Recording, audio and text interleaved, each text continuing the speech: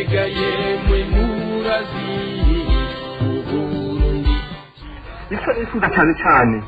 nuko umuntu wese aba muri ubu Burundi yogira ati ashi maze umutima ugasubira mu nda nshaka ko atanumwe yogirwa nabi nshaka ko leta yoba umuvyeyi ahumuriza bose akabakingira Dukunde igihugu cyacu, dukunde igihugu cyacu, dukunde igihugu cyacu, dukunde igihugu cyacu, ni kuri radiyo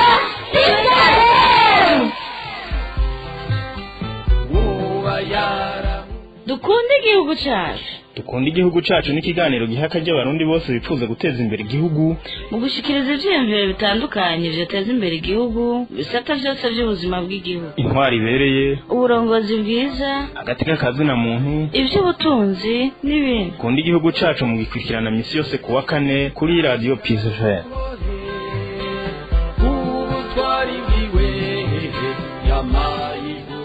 Chuti bagenzi ba radio Peace FM ndabaramukije abandi ndabahaye mwiriwe bivanye naho muherereye. Ubu ni wa mwanya w'ikiganiro citwa Dukunde igihugu cacu mushikirizwa na radio Peace FM. Jewe ngiyanda kibashikirize nitwa Alexini Mubona. Umutumire wacu atuganirira ku neza y'igihugu mu bijanye no gufatana mu nda, ivyo navyo ngo bihera mu kumenya neza akahise k'igihugu cacu. Reka tudatevye tumuhe umwanya atwidondora. Murakoze, je nitwa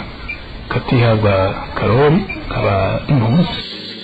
Ewe Burundi ngira ndakurizi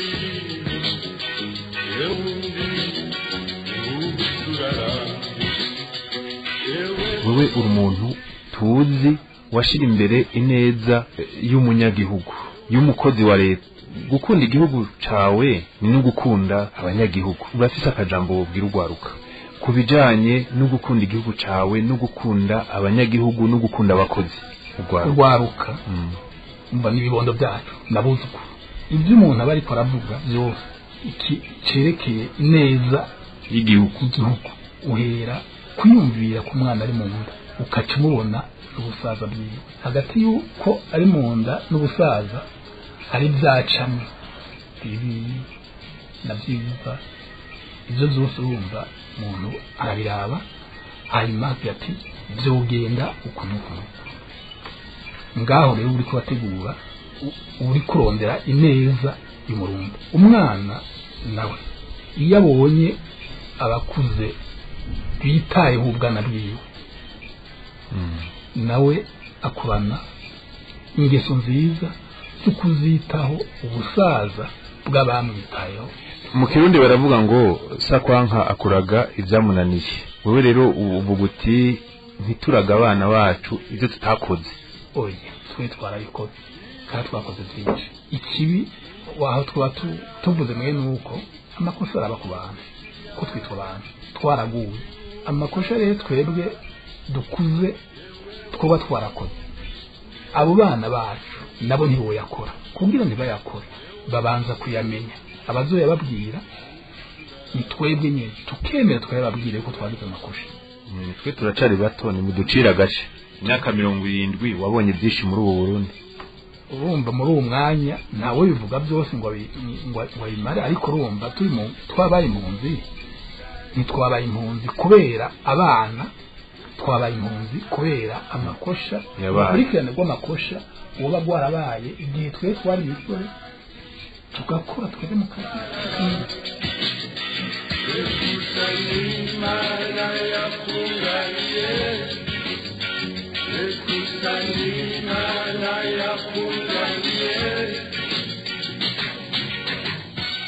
Tuti bagenzi muri ko muradukwikirana turacari mu kiganiro dukunde igihugu cacu. Uno munsi dufise umuntu w'imyaka 70 yakoreye igihugu, yarongoye ishirahamwe Amina. Yabonye byinshi ndiko ndamuraba ariko urabona yuko abona yuko hari ikintu gikwiye gukorwa canke mbere catumye tugira ibibazo. Gukunda igihugu cacu nuko cifuriza neza. Arabandanya tuganirira. Yego gukunda igihugu cyangwa gukunda umuntu kuko igihugu samabuye igihugu n'abantu kundi igihugu rero mfashe muri rusange nta muntu akundisha atazi n'umuntu ugira umumenyi umukunde ubanza kumenya izina ryiwe ibituma donc ukamumenya neza uwo ari we hanyuma ukavuga ati uyu muntu yumva ndamukunda gukunda igihugu rero ubu turi mu mahanga tutabishaka naho ni n'umwanya hamwe tuba tutabironga umwanya nzima tutari mu gihugu cyacu ni umwanya kubanza kumenya Uburundi mbe twebwe dukuze Uburundi ho turabure ni twihereko twe dukuze Uburundi turabure turazi uko bwatangwa cyari imbere yuko bwitwa Uburundi ni uko abarundi bari babayeho ko bari babanye turabizi n'ababa babizi bashobora kuba babizi uduce batashaka kubiyagira abantu yego ubu rero Uburundi ubu hageze ko abantu bamenye twebwe dukuze harimo abantu babuze kandi bagomba ko abantu bakiri bato n'abakuze bagomba ko abarundi bose bamenya Uburundi by'ukuri Uburundi butameze nk'uko tububona Uburundi bukuri atari bujya Burundi twigishijwe n'umuzungu urumva rero kumenya ukuri Burundi kumenya kahise ku Burundi kumenya intara zagiye n'izihari kumenya Uburundi umukoroni atarashika mu gihugu cyacu ibyo bintu umuntu abimenye aba ateye intambwe nini kugira ashobora gukunda bwa Burundi kuko bati hari abantu Burundi nta gihugu na kimwe uti rero gukunda Uburundi no kumenya kahise kabwo abantu benshi baribaza ko bazi Uburundi ariko umushinga ntahe gatihabwa muvuze ikintu gikomeye cyane ingorane ziri mu Burundi no kubera nkuko mubisigura no kubera abenshi batazi kahise ku Burundi gukunda igihugu cyacu no kumenya ibyaranze Burundi ikintu abarundi bari bahuriye ko inimba ari ingabo z'umwami gituma zaja kugwana atamacakubira arimwo imwe mugashigikira yuko ahanini abarundi bakwiye kwiga umuco wabo bakamenya iyo bavuye bakamenya basekuru bakamenya icyo bamariye Burundi n'ukuntu bitwaye uko bivuze nibyo kuko hajya bavuga bati igihugu kitazi iyo umuntu atazi yavuye ntamenya niyaje naho bugeze n'ubuhazi ubona gusa ibirengaho ariko ntubuzi ibyo urimo ariko iyo uzi kahise kawe aho uri urahamenya kandi wisanze uhigenzamo neza ariko iyo utazi ikintu na kimwe uzi icyo kahise ikintu cya mbere uhindura umaze guhindura imico ugendera kuri abakoroni bazanye ukumva twaragiye ku Rwanda baje tutavuze amapantaro twaragiye turiga kuri Uganda turiga n'ibindi batwigisha n'imico yabo turayijamo batwigisha n'akahise kacu kandi batakaturusha akahise kacu bakagiza ati wabo urumva akahise kacu barazi kukatubwira ahubwo no mu mashuri twebwe twiga iyo abazungu bapfa nizo batwigisha iruze akahise k'abazungu kahise ku Burundi kukuri nako bigize batubwira ahubwo icyo bakoze ndiko ndaraba ibintu uko bikuragenda cyari bimaze imyaka myiza mu Burundi twebwe umukoroni yaje yaratusuye kuturema bushasha ariko namwe amakosa muyata ku mukoroni none ubu naho ko atakihari habuze iki umukoroni urumva yarakoze tuko yarayikoze kandi aratuma abagitwara abagikeneye kukigenderaho ariko nk'uko uvuze rero hakiri imyaka hafi 60 umukoroni yaragiye ubu nicyo bituma nababwira nti abana abize mu gihe bakorona twaragenze twarabize mu gihe turi mu gihe ubu rero amakosa icyo bitwa nabwenge abantu bakuze bazi kandi bafite imitima y'ubuntu harabize ko bakuze uburundi bw'ukuri ko bwari bumeze kugira abana nabo bazotinda bagashika bategura ubusaza bwabo kuko umwana amenye by'ukuri akiri muto yigenza neza mu buzima bwiwe gushika umusaza n'abandi uvuze ikintu nibuka ko igihugu ca Tanzania gifise imiryango irenga 220 ariko nta ndyane zihari kumenya Uburundi kuba turi abantu nimba ari ubwoko butatu kiretse nuko n'ubwoko atari byo wewe ufise agahinda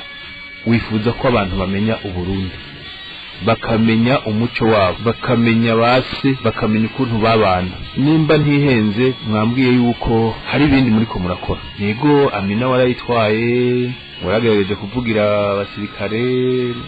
baba bakivuyemo canke abakirimwo ubu naho kumenya Uburundi bisigura byinshi bwirugwaruka yagirugwaruka urubwire gukunda Uburundi wavuze koko ari kumenya kahise byogenda gute bimeze gute hariho nibindi muri ko murakora iruhande ya Amina ndazi ko hari ishuri ryo kwigisha gukunda igihugu biriko birakora kandi bifitemo uruhara runini ahubwo tubwire kuri icyo kuri icyo zo kwigisha ku Burundi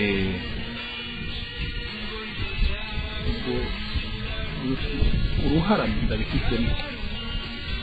mu kugira abana bamenye Uburundi bw'ukuri by'ukuri bavanure n'ibintu by'indyane kugira Uburundi buzosubira ku Burundi abantu bazosubira bakabana nka kera atavye amacakubiri ataki ivyo biri kubirigishwa uruhora agenda bifitemo nuko mpimiriza abo mbonye kuja kubyigisha kubyiga kandi baratanguye harakizi ababyigisha bariho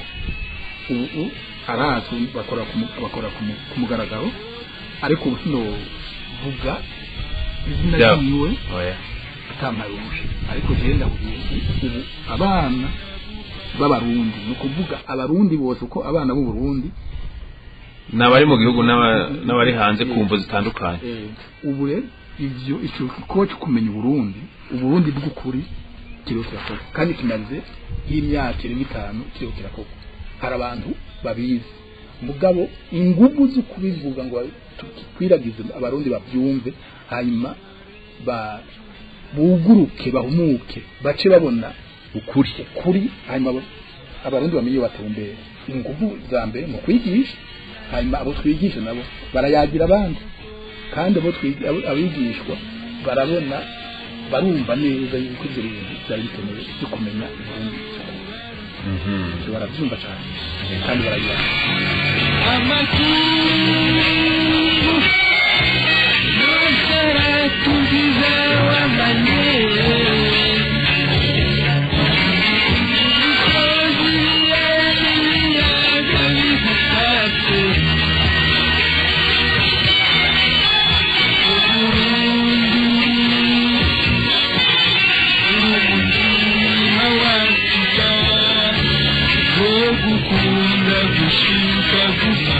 bagenzi ba radio Peace FM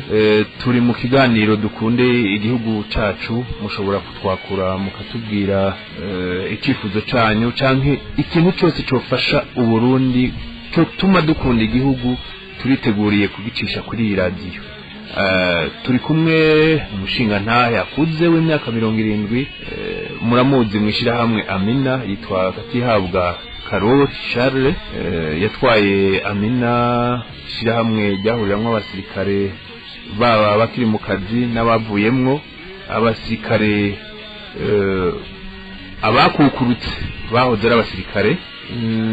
uno munsi turiko tuganira ku bintu bijanye no gukunda igihugu cacu mwishirahamwe ryabo yaharanira agateka kabo bakorana ndetse k'abarundi uno munsi hariho ukuntu asigaye abigenza iruhande ya Amina hari ukundi asigaye yitwararika uburundi mbega yo bitubwira neza urakoze wumva nkiri mu Burundi narakunda kuvuga ku maradiyo ivuga ingorane abasirikare babakukurutse bose urumva n'imiryango rubene ingorane bafite byerekeye ubuzima bwabo byerekeye cyane cyane gufasha inzira umushahara wava mu mishyirahamwe ndetse naravuga hanyuma n'abayoboye igihugu byinshi hari ibyo nka byose baremeye ko ari ibyo mugabo hakabura amafaranga yo gutanga ko igihugu cyitwa ko bikenye ariko abayoboye igihugu babona yuko ibyo gushyirahamwe bivuga ari byo mbere twarize kuronka n'agashimwe bita certificat d'honneur yuko turwanira agateka k'abantu babaziganiriza kazoza kabo bakishimiye ishyirahamwe ubu tutari hafi kurumva twarahuye n'abantu batari bake abasenga abantu bavuga ubutumwa bw'Imana hanyuma jewe mu bisanzwe ndi muri Kiliziya Katolika ariko twahuye n'abandi turayaga avuga mu migenzo y'Uburundi Imana kuva kera Imana yaratukanye kandi yarishukanye rero twaciye tujya hamwe n'abantu najewe urimwo gusa urimwo mwihaye gusengera igihugu gusenga rero ni igikorwa gihambaye gusenga n'igikorwa gihambaye washingiye intahe yuko Imana yagukirije diabete kandi wari uyimaranye imyaka 10 ego ibyo ni by'ukuri abanzi barazi ko n'imitima naho ngiye gusubiza imiti ngaha ntuzeya aho bayimpaye kwa muganga yarumiwe nagiye ntwaye imiti y'amezi 5 yego ari musubiza dukwe Jenanje rimwe ndasoma Bibiliya muri Izayi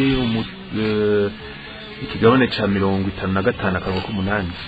avuga ngo imigambi y'Imana si nk'iy'abana b'abantu ingufu zayo ziraturengeye ubu rero ikibazo cy'u Burundi wagishize mu maboko y'Imana ikibazo cy'u Burundi kiri mu bintu y'Imana abantu bose bashaka kuyumvira babona hajya baravuga bati kwemera atagikorwa uri kurakora ntacyo ni Pawulo abivuga ukwemera kutagira ibikorwa kuba kwarapfuye jewe rero ndi umuntu wa muntu asenga cyane nzi Bibiliya cyane mugabo wumva ibikeneye hari ibyonzi byomfasha akabitama gusenga n'ubusoma cyane harangira byo ubutuma mpuma amaso mugabo Bibiliya yo yotumangira mpumuka ibyo rero umva kushira uburundi mu y'Imana ni yuko nzana n'imbere tutararonka independence haje Burundi menga gwa gasore yabutwaye abushira mu minwe ya Maria y'uburundi mugera igihugu yagishiriye Bikira Maria umva Bikira Maria murazi ko nyina we Yezu n'umwana Imana nani kubacha umva muri yo konvisi do muri uko kwemera ndemera ko Imana ishoboye iby'abandi ishoboye ibyo bishobora kandi ibyo bikora kandi Imana ari ihungura abantu bagira ibyo bashoboye kwicisha mu bantu bakavugana bakayana ariko rero kuri icyo cy'ubusenge Burundi mwagiye hamwe twagiye hamwe wumva abisilamu abo mu yandi madini bose wumva isengesho riba ku munsi wa kabiri iminsi yose kuva saa 3 hanyuma twashikana saa 10 n'ijoro ariko iyo umuntu aje naho yomara isaha imwe gukunda igihugu no kugisabira hanyuma abasigaraho kenshi nabo bariko nibo ndabitegereje mu matora abaguma barongoye cyo kurumva ntibogenda yego urumva rero twari kandi turabyemera hanyuma kandi turemera yuko ibyo kuzokora izo bicisha mu bantu izi njyane twagiye asa kuba muzeye gusubira kunywana hanyuma kubwira abantu banywana hari abantu baja hagati abantu abazoja hagati abashingana n'abanywana bose n'abarundi dukeneye ko biva mu barundi abarundi bonyine bavyikorera atawundi muntu abikwiye ibyo byofasha wewe rero uravuga uti umushingana uravuga uti ingorane ziri mu Burundi nuko abeshi mu barundi biyita abarundi ariko batazi Burundi uti igikuru nuko banza kumenya Burundi kugira umenye icyo ukunda kugira umenye aho bwavuye umenye ni wabukoreye gukunda Burundi nuko banza kumenya Uburundi ubwaribwo haje nuko dukunda gusamara ibyo uri kuravuga byose n'ibyo ariko dukunda gusamara kubera turiho turarinda Uburundi bwacu byose birimo burya buhayagiza igihugu byose birimo hanyuma ibyo biye no kugororera ko burya rurimbo ruhayagiza Uburundi uruzi neza ukamenya icyo bivuze ko ruvuze icyo ruvuga ibindi no kugororera ko abasigaye kumenya imico turi imico myiza turi imigani turi imikito umva ukwigisha umwana w'Uburundi kuriho ayo kera abantu wana kera umwami atwara yarafise ingabo nabinyine ingabo zari zifise ahantu bazitorera abazitorera rero umwami hari warafise abo bita amasuka hari warafise abadasigana ibyo ni mugabo urumva bose bari bafise ahantu babatorera babategurira urutore donc icyo bita yego ni itorero washaka itorero donc naho batorera imisore nizeye ubona ko ufite amagara meza donc gukingira umwami n'abayobozi bo hasi n'abagano n'ibindi kumva bose bari bafite aho batorera ko mu gutora ntibahera hejuru bahera gutware kuduga ubwo n'ibishura donc urumva rero cyo kuvuga nibyo kandi cyo gushimikira ko rero kugira umutima w'urukundo Burundi ibyo kumenya no kubigendera byiga mu ishuri n'ibi turavuga Imana iyo buti ndaye ndasenga Imana nasenga none uvuye gushira wara urasenga ugacukura amakosa ati rero yukanga ukiri intama uwo mwanya wawe twigumira ngaho donc urumva rero ibintu byose hajya mu bintu mu majambo washaka makeyi uvuze uti ukunda Burundi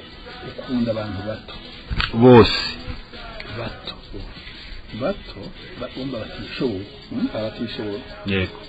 batishoboye abatakazi n'impuzu abantu bazi imbere ibi no muri Bibiliya batinde nzi ko ari muri Yakobo niho bivuga ati ibi ni nyakuri niho bacaga ati umuntu ni bya bikorwa twavuga yego reka ndagufashe ndakwereka aho uri ni muri Zaburi 146 akarongo k'icenda niho bavuga ko Imana yitaho impfuvyi abapfakazi n'ibunzi Zaburi 146 akarongo k'icenda ngaho bari izini nyakuri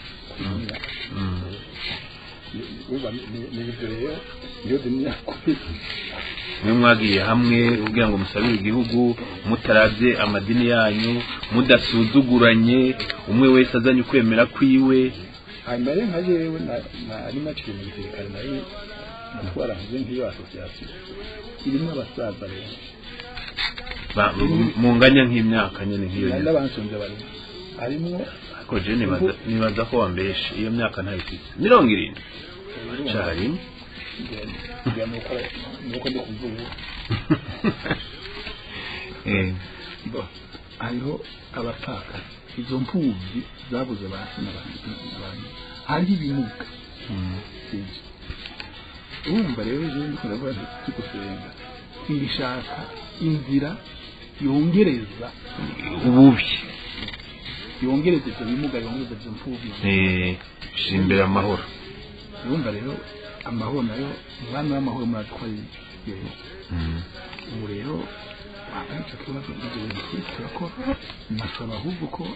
bose abarundi bari hirya no hino ibyo bintu bijamo bose ni groupe yitwa twita vision umuco ikorera ubu nizo tunganya amato turasaba dusengera kuri Minevana ishuri rya Minevana n'ahandi abantu bose aho bari naho babunze mu yandi mahanga ibyo bintu bakabyitwararika gusengera igihugu kuko yego n'uba yabitanguye igihe yoba atakiriho ibyo hagarara kurumva n'iby'igihugu ndashimiye umutumire umushinga ntahe Karori Gatihabwa ngira ngo nitwasubira ku bukenero uzotwitaho mu by'ukuri jewe ari ikintu gifasha Burundi nta na kimwe nto kwitaba n'icyo fasha ari icyo gufasha mu kintu cyiza cyose ari intererano nshobora nuyitanga ni ukuvuga ko no hanyuma uko niko gusaza neza byo bari ubu jene sishaje je sishaje ko ndatubwenge uri dynamique uracakomeye ndacakomeye ukurumva ibintu biratonze imana umva sinovuga yuko ngo mvuga ari bukewe kandi abana abuzukuru n'abana bavuga genda komeye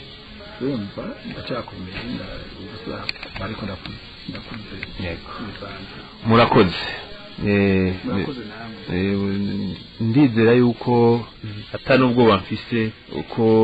mu kiganiro dukunde igihugu cacu umwe wese arafise ico yozana kugira ngo dukunde igihugu cacu tugikundishe abarundi tugikundishe n'abatakizi n'abanyamahanga bareke kutuvuga ku byo batazi ahubwo tubigisha Uburundi bw'abarundi Uburundi bwa Nyaburunga Uburundi bwatureze igihugu c'amata n'ubuki murakoze namwe ndabakengurukiye mwebwe mwese mwafashe umwanya wo kudukurikirana hari ico musaba canke mwifuza kudushikiriza mwotwandikira kuri nimero WhatsApp akamenyetso ko guteranya 49 15 21 84 canke mukatwandikira kuri email ku buhingangurukana bumenyi info@radiopicfm.com. intererano yanyu muri kino kiganiro dukunda igihugu cacu ikaba yiteganijishika muri Radio PCFM. ewe Burundi ngira ndakuririmbe ewe Burundi ubusurara usanye zuru risharikiniye tega yemwe murazi Burundi icyo nifuza cyane nuko umuntu wese aba muri ubu Burundi yogira ati ashi maze umutima ugasubira mu nda nshaka ko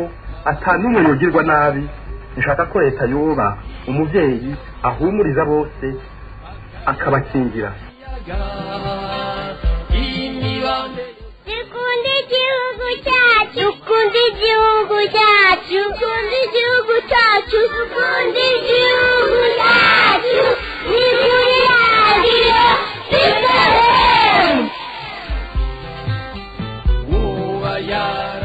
dukunde igihugu cacu Dukunde igihugu cacu n'ikiganiro gihaka ry'abarundi bose bifuza guteza imbere igihugu mu gushikiriza ivyiyumviro bitandukanye vyateza imbere igihugu bisata vyose vy'ubuzima bw'igihugu intwari ibereye uburongozi bwiza hagati y'akazi na muntu ivy'ubutunzi n'ibindi Dukunde igihugu cacu mu gikurikirana misi yose kuwa kane kuri Radio PCFM.